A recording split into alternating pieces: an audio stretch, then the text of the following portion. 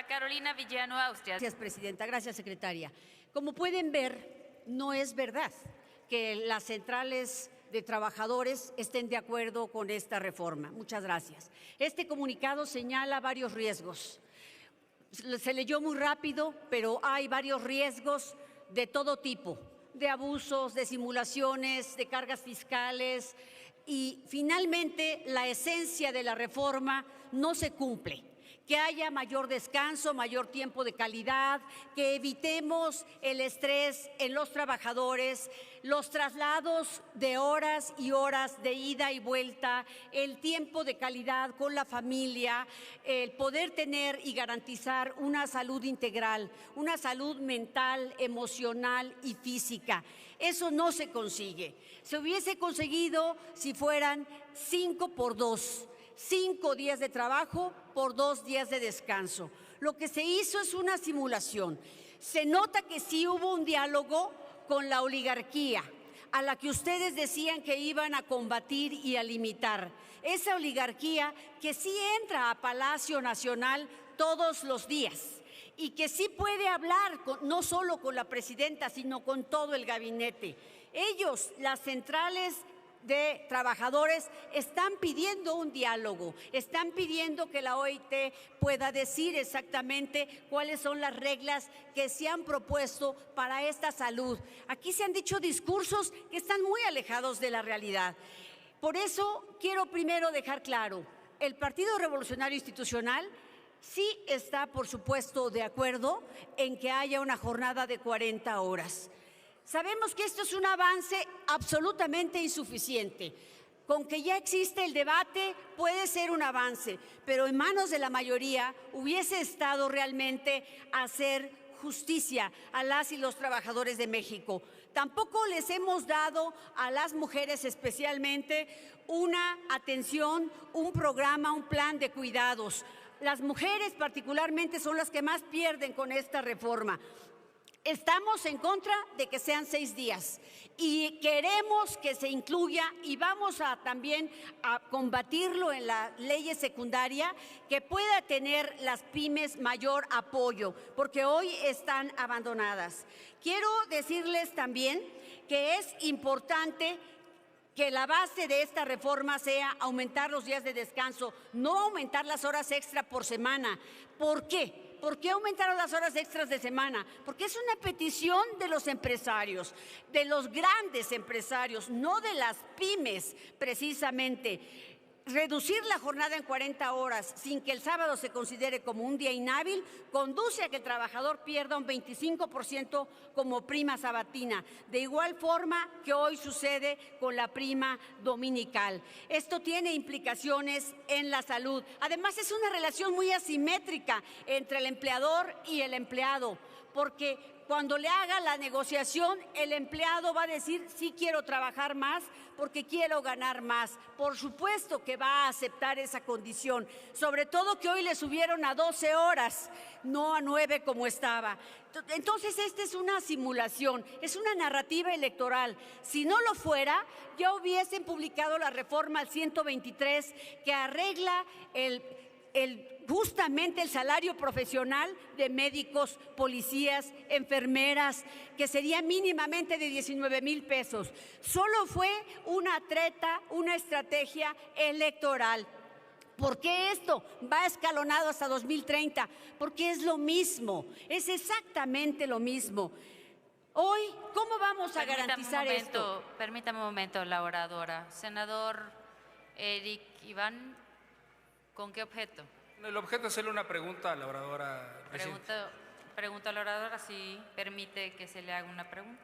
Sí, presidenta. Adelante, senador. Muchas gracias. Recuerde que tiene 1 minuto para hacerla y la oradora 2 minutos para responderla. Muchas gracias, presidenta.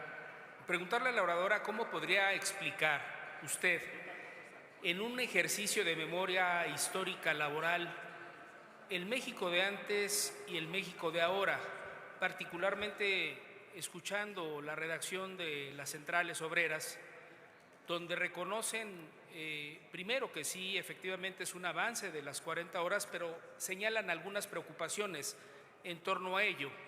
Y este ejercicio de memoria, senadora, a mí me gustaría que lo hiciera valorando positivamente, obviamente, las 40 horas que estamos, y usted ya reconoció aquí, pero también cuáles han sido esas conquistas laborales de las que habla y que es necesario reconocer para que podamos ilustrarnos en la Asamblea. Muchas gracias. Con mucho gusto. Bueno, primero decir que yo lamento mucho que aquí todos hayan venido a decir que antes nunca se hizo nada. Miren, las conquistas laborales llevan muchos años. Nuestra Constitución fue la primera que consagró derechos sociales. Eso no hay que olvidarlo. No ha sido fácil luchar por eso, pero imagínense que en 1917 hubiésemos estado diciendo vamos a pelear las 40 horas primero. No, en ese tiempo la lucha era otra, de acuerdo a las condiciones de ese momento. Ese fue el punto fundamental. Yo lamento que aquí vengan y digan, ¿por qué no lo hicieron antes? Porque antes hicimos otras cosas. Les voy a dar un ejemplo. Desindexar el salario mínimo es lo que hizo posible que hubiera incrementos de salario. No fue sencillo hacer la desindexación porque había oposición a ello, que ya no tuviera que ver con las multas y con otro tipo de cosas que generaban rebotes e inflación. Por eso se pudo hacer, y esa última reforma, porque dicen que llevamos 70 años sin hacerlas o 100 años, se hizo en 2016. Y de ahí para adelante, 17 y 18, empezaron los incrementos al salario mínimo que ustedes presumen. Ahora, ¿cómo vamos a generar más empleos con cero crecimiento? ¿Cómo vamos a garantizarlo? Miren, ustedes han dicho cómo pueden generar que la economía crezca si hoy somos uno de los países más corruptos del mundo. El Estado de Derecho está debilitado, la inseguridad y la falta de certidumbre jurídica, porque debilitaron el Estado de Derecho, ya no quieren invertir en nuestro país. ¿Cómo? ¿Cómo vamos a hacer que estas reformas sean posibles y sean una realidad? México no nació en el 2018. En ese año empezó su destrucción. Miren, de 1950 a 1970 se habla del milagro mexicano. Esa sí fue una transformación. Pasamos de ser un país agrícola a uno industrial. Sigo, Presidenta. Y cuando el mundo giró hacia un comercio global, creamos desde el PRI el Tratado de Libre Comercio. Ese tratado que hoy sostiene la economía del país. Antes de que se fuera el expresidente López Obrador, el gobierno de Peña Nieto renegoció el tratado y de una manera caballerosa permitió que el equipo entrante terminara de suscribirlo. Eso se hizo. Hoy yo quiero ver cómo van a poder terminar de procesar esto. Sí, necesitamos visión de Estado, no una visión sectaria, partidista, electorera, oportunista, como se han hecho las grandes reformas de este país, con una visión de Estado. Nosotros creamos muchas cosas que hoy soportan a este país. Hoy quiero decirles, estimadas compañeras y compañeros, es importante visión de Estado. Dejen atrás el actuar siempre como una oposición que quiere siempre pelear. Tenemos que ir juntos por México. Gracias. Andrea Chávez Treviño. Gracias, Presidenta, con el permiso del pueblo de México. No se dejen engañar. Lo que estamos haciendo hoy aquí es muy simple. Reducir la jornada laboral de 48 a 40 horas. Es decir, que las y los trabajadores cobren el mismo salario por trabajar 8 horas menos todas las semanas.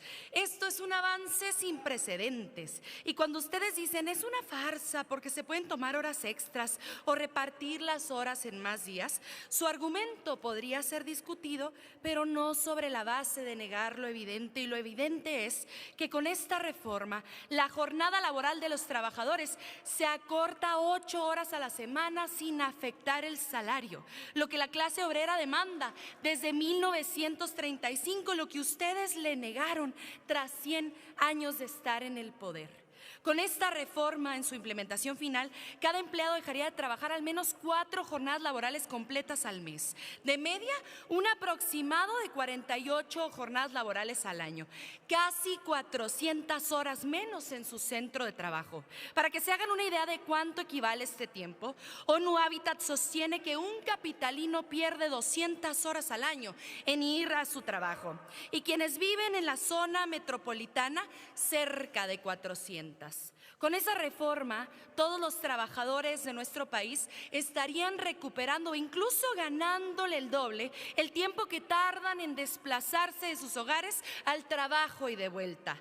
Durante estos 7 años que el PRIAN ha sido oposición, no solo ha demostrado su oportunismo y su poca disposición a trabajar por México, también demuestra que no tienen idea de economía. Y les dejo un ejemplo. Por décadas se negaron a aumentar el salario mínimo, porque según ustedes aumentaría la inflación más que el salario. Pues no podían estar más equivocados. El poder adquisitivo del salario medio creció un 15% en términos reales, es decir, descontando la inflación. Pero aguanten que la cosa se pone mejor.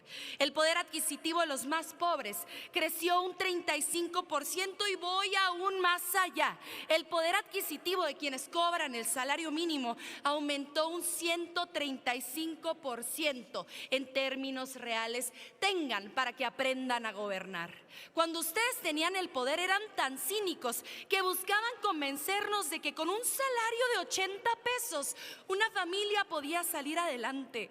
Me hubiera gustado ver cómo hubieran sobrevivido algunos de ustedes con 80 pesos al día. Y mientras tanto, en este Senado, sus señorías neoliberales, esas que cobraban más del doble de lo que hoy cobramos, tenían el descaro de afirmar que si les bajaban el salario, se pondrían a robar, como si necesitaran algún pretexto para ser corruptos. Menos mal que este pueblo los sacó del poder y ya muy prontito se les va a acabar el cuento en Chihuahua, en Querétaro y hasta en Aguascalientes. En esta tribuna se ponen sus moños hablando del descanso digno que por supuesto merecen los trabajadores, pero no fue hasta la llegada del movimiento de la Cuarta Transformación que logramos duplicar los días de vacaciones, porque cuando ustedes gobernaban creían que eso ahuyentaría la inversión. Pero más que creencia, era estrategia. Ustedes querían vender este país como el paraíso de la mano de obra barata, para que unas cuantas empresas extranjeras se enriquecieran exprimiendo al obrero y arrebatándole incluso la vida. Está demostrado que la reducción de la jornada laboral disminuye en al menos un 10% los accidentes en el trabajo.